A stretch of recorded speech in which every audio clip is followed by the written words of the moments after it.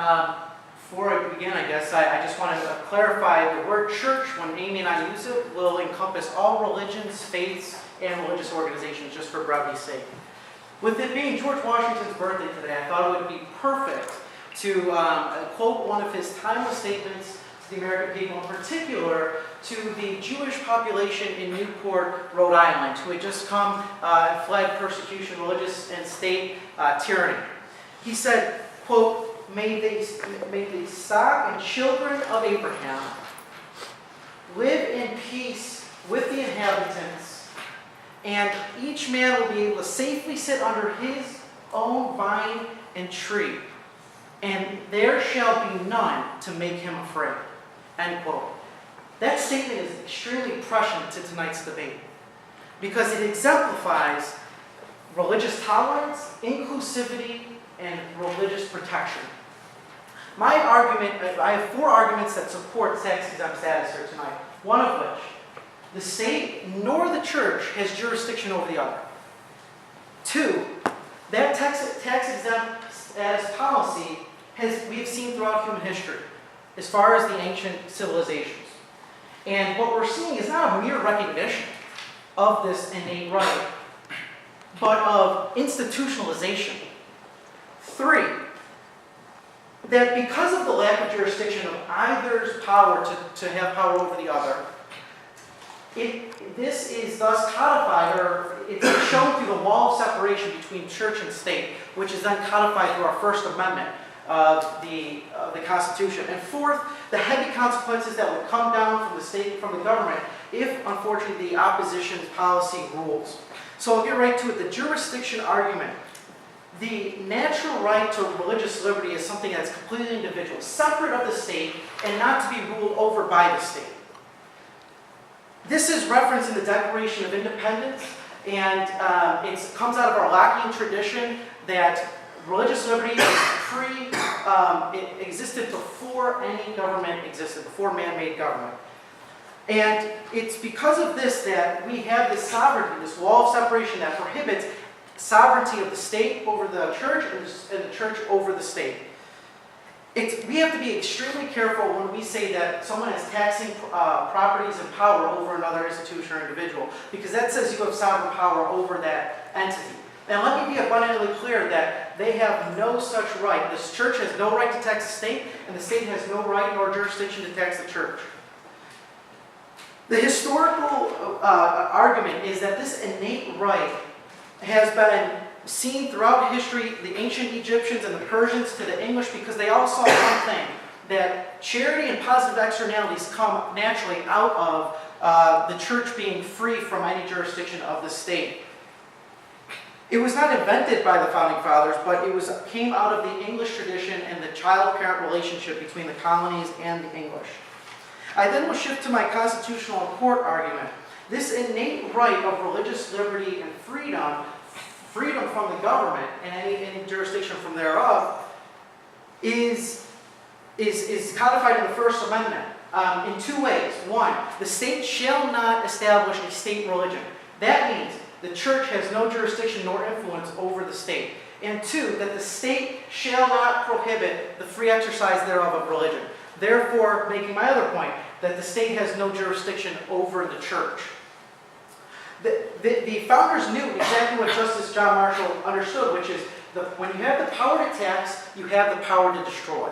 And just like we're going to tax small churches like we do small businesses, we all know that under a hostile tax climate, small businesses run out of business. So now if the opposition, if their position is true and it taxes small churches, now you're bankrupting these places of worship, thus prohibiting the free exercise of religion for those worshipers, in direct violation of the First Amendment and that clause. I want to turn your attention to the Supreme Court case that litigated what we're litigating tonight, etc., debating tonight. Walls v. City Commission of New York State. In an 8-1 decision, let me repeat, in an 8-1 decision, where the lone justice supported tonight's opposition, and where the eight justices who affirmed this favorable tax treatment came down emphatically and held four separate rules. One, that the legislative purpose for tax-exempting churches did not aim to establish, support, nor subsidize religion. Two, the exemption spares the freedom of exercising your religion from the financial burden of the state if they so choose to impose taxes on the church. Three, the court said that if we do in fact tax the church, this would greatly allow the government and greatly expand the police powers into the church, which again is a complete violation of the separation of church and state. And fourth, the court held that the tax-exempt status actually prevented the establishment of such a state religion because it allows all religions and all faiths to exercise their right and to have a competitive set of ideas and beliefs that makes it very difficult for a state actor to make a state religion. It results in the competition of ideas and beliefs. And I'm going to lastly turn to the consequences. The consequences are dire if the opposition wins tonight. It's not just that the church provides a place of worship, but they provide positive externalities in education, charity, and other services. And once you tax the church, you then must redirect those funds to appease the government. And when you do that, you take money away from those resources. And who gets hurt the most? The poor, the vulnerable, the very people that depend on these churches' services. So when we talk about compassion, I think that is the most uncompassionate thing to do. And let me be even more clear. We're talking about exemptions on clergy and their housing. So now we've got the opposition essentially saying we're going to strip that and we're going to endanger the clergy, put them out in the street. Oh, and hey, by the way, if the clergy wants to bring in the homeless, they're going to kick the homeless out too. Essentially reverting us back into creating homelessness. So I will finish with this and say the government has no business economically dictating religious winners and losers, and thus the tax exemption prohibits this control and decimation. Thank you. Ladies and gentlemen, I think we can all agree that separation of church and state is one of the most sacrosanct tenets to American society. However, one area in which I'd like to see this separation close ever so slightly is taxation. As it currently stands, churches do get favorable tax treatment, and I think that this is completely unacceptable. The reason that this is the way it is because of the ways that the laws are written, and I'd like to remind everyone in this room that laws are a reflection of the power structure and not necessarily any kind of exercise of morality. I can point you to Jim Crow laws, Indian removal, Japanese internment. I don't really think I need to go on. Furthermore, religion definitely does have power in this power structure. I can direct you to the havoc that the religious right in Reagan wreaked in the 80s. I can direct you to Hobby Lobby. I can direct you to Neil Gorsuch, who advocates for a broad definition of religious freedom, however you want to interpret that. As it currently stands, churches get a specific favorable tax treatment in that they do not have to report to the IRS in the same way that a 501c3 does. Churches do not have to report their significant donors, nor do they have to file the IRS Form 901, which is the information form. This blatant oversight and lack of transparency into church financials, made possible by religious interest in the power structure, is a moral outrage.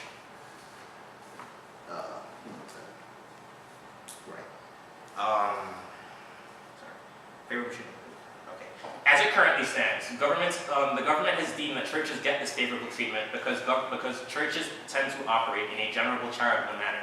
However, with such a lack of transparency in church financials, how can we verify this assumption? It's good faith. And furthermore, this exemption opens itself up to abuse. Jamaica, Queens is infamous for this. We have storefront churches. On the block, you will see a church, a liquor store, 99-cent store, and another church. No one ever goes to these churches because they're used solely to launder money. Everyone knows it, and nothing can be done about it because under the current rules, churches do not have to report their significant donors to the IRS. For every innocent small-town Baptist church that is operating in a generally charitable manner, there is a storefront church that needs to be audited.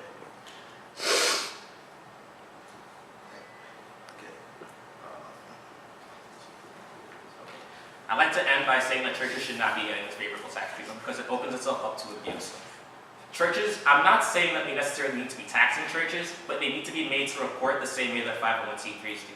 A lot of 501c3s are secular charities, and they have to report their donors and everything, and they get harassed by the government. We need to be making sure that the favorable tax treatments are taken away to cut down on fraud. Churches should be reporting the same standards that 501c3s do. Thank you. So I'm going to begin to use this time to address my opposition's arguments. First, my opponents believe that churches are not fulfilling their duties as charities. This is not correct. Churches have a very long history of providing charitable services that the state otherwise wouldn't have provided to other individuals. As of 2014, religious organizations alone have spent $13.5 billion providing charity to individuals. And out of the $358 billion used for all charities, 32%, which is double its following government systems such as education, 32% is provided through religious donations alone. I would also like to emphasize that churches who make a large profit do so not just through charity. They contribute to other actions of organizations such as funerals, holidays, and weddings. They make money through that. They don't solely deal with charity as other charities do. Additionally, church revenues are not limited to our country. The idea that the Roman Catholic Church is making billions of dollars is because they're a global institution and they receive global donations. That said, our local churches do not have an ATM to the Vatican. Local churches generally are provided by local incomes, such as regional donations and fundraisers. Next, they argue that the state has the right to tax churches. Not exactly. First, the rumor of subsidies lost by tax-exempt is an unsupported claim. My opposition may offer a sum of money that the state would receive by taxing churches, such as the uncommon, unreliable, and unsupported estimate of $71 billion.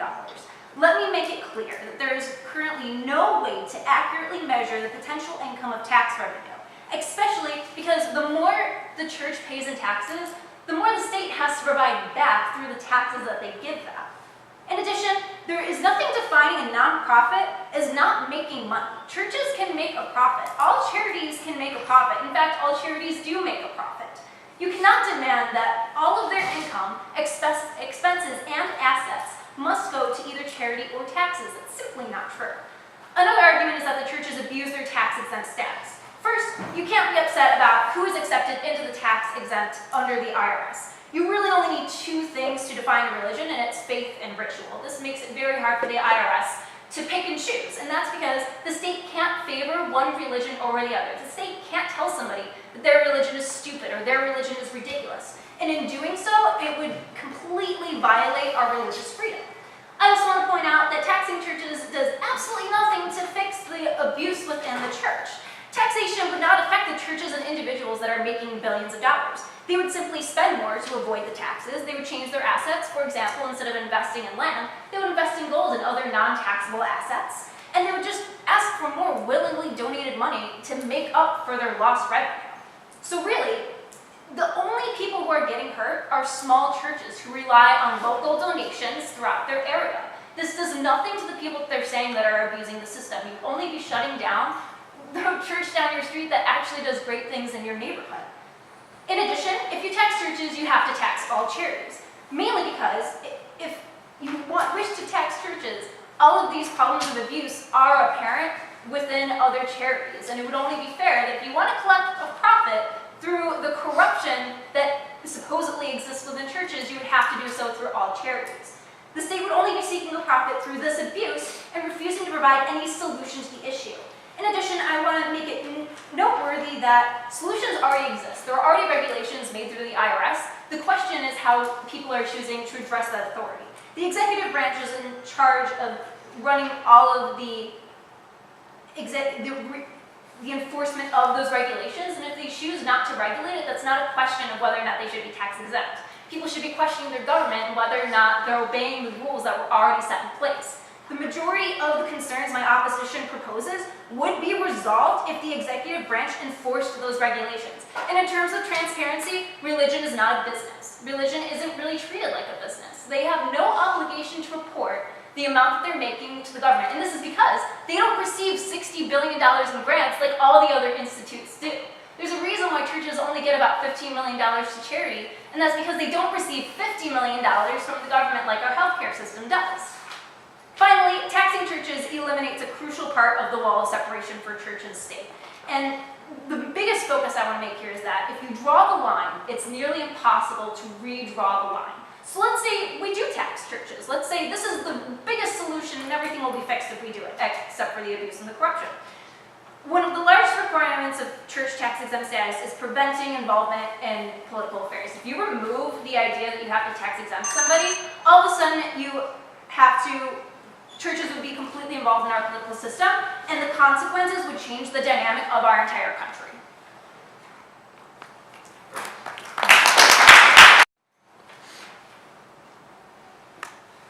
First of all, I would like to question why we side in favor of favorable tax treatment to religious institutions and churches is arguing that we should be taxing churches when the prompt says that they should receive favorable tax treatment.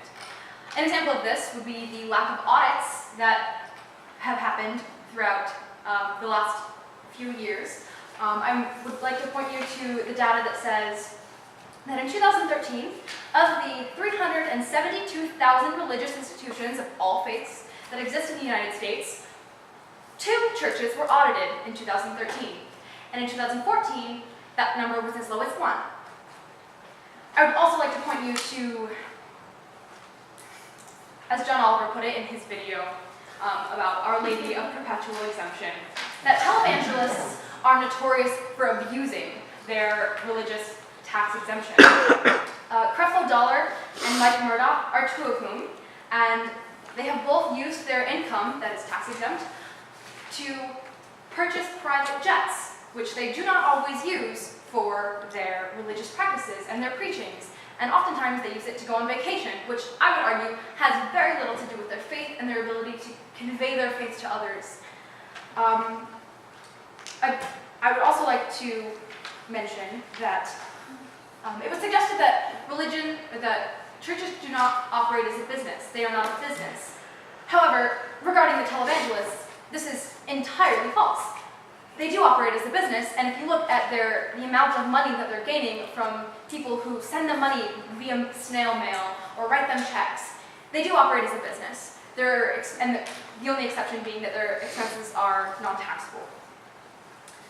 I would also like to point out that the assumption was made that the only thing you need to be considered a church is to practice faith and practice ritual. This is the part of the problem. It makes it so easy for anyone to be considered a church. If you look at what televangelists do or what storefront churches do, this is why it's so easy for them to take advantage of the favorable tax treatment that goes on. Simply providing audits to notoriously scandalous religious organizations would prevent this from happening. This is an example of favorable tax treatment.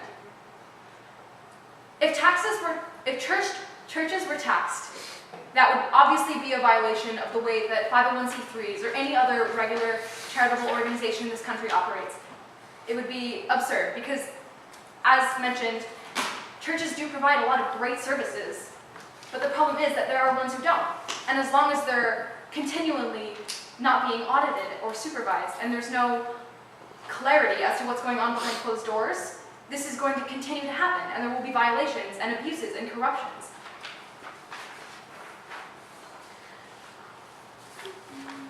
Also, in the very beginning, the assertion was made that not taxing churches as a whole or providing them with favorable tax treatment is an ancient understanding. This is simply not true. In Germany, Italy, Spain, Denmark, Sweden, Finland, Switzerland, and Austria and Iceland, they all collect taxes from their churches, provided that they're being audited.